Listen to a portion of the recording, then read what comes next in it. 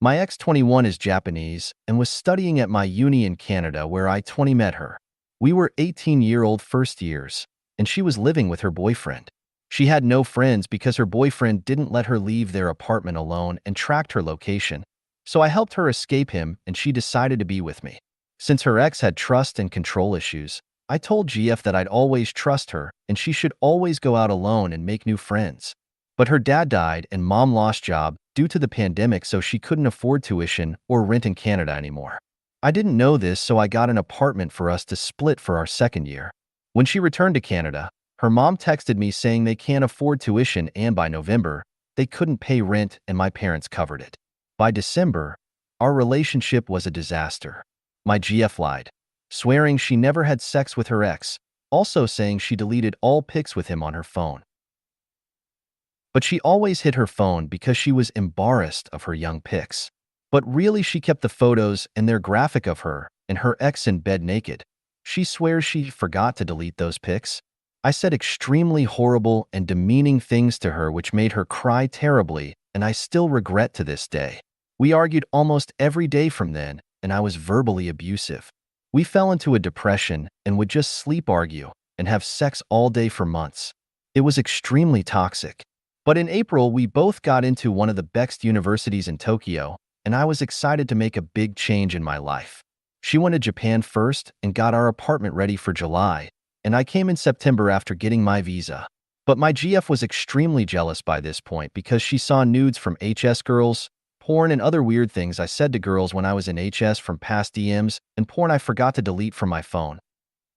She would always accuse me of liking other girls and make me specify features about them that were ugly, and also said she was so innocent compared to those girls. I would snap back saying she had sex with her ex, which she still denies, and the depression came back. In October, she locked me out of our apartment, trying to blackmail me into blocking every girl I met on campus. I declined, so she broke up with me and said, "Don't bring girls to our apartment." I was sad but focused on school, so I didn't think much and assumed we'd get together again, considering how possessive she was. But in December, I saw a pic of her with another guy. This guy was in their club, meaning they met in September, and that she was making friends with other guys while banning me from doing so. I freaked out and she said he's her new BF and it was my fault for being so mentally abusive in the past, which I don't deny, suggesting me to move out ASAP. I find a dorm and am ready to move out, but in January she got back with me. We started having sex again. I returned to Canada in February, and when I left Japan, she cried so bad saying she didn't want to lose me and she loves me, so I choose to stay in our apartment as it's cheaper, and she agreed.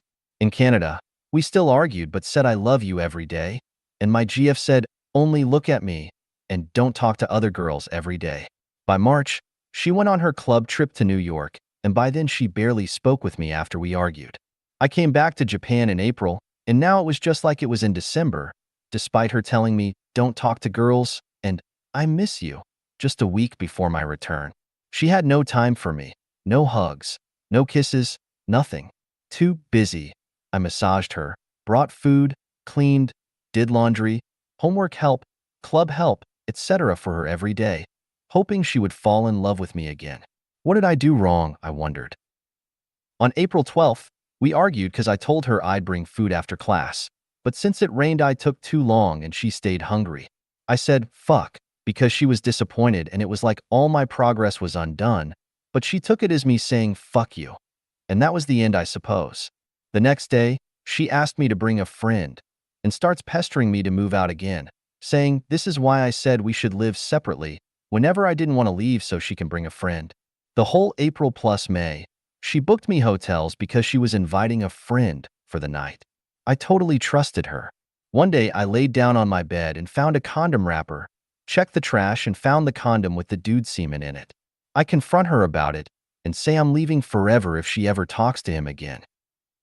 She says she didn't tell me because I would have freaked out and cried for hours because we have promises and dreams and doesn't want to lose me, swearing he couldn't put it inside, and it was the first time he came over. So I relent and decide to let it go because she's the only person I have in Japan. But then I see the intercom footage showing the club guy arriving consistently over April and May. He even came on February, on the same day where my GF texted me, "I love you, and don't look at other girls." I cried more, but she said what happened is my karma for being abusive in the past. Then 1 week later, she bring him again, but I waited at the apartment to confront them. She made it out like I was an obsessive ex-BF who wouldn't leave. She yells, "I kept telling him you're not my BF," and accused me of sexual assault to our neighbors.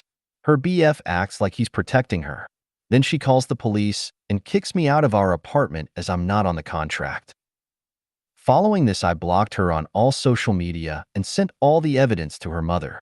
She contacted me on Facebook apologizing but said, "Not sorry for other things. I didn't call the police."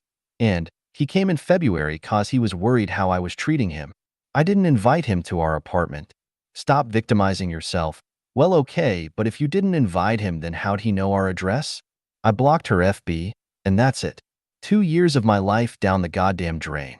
But I live in Japan now and have my own apartment, which is pretty sick.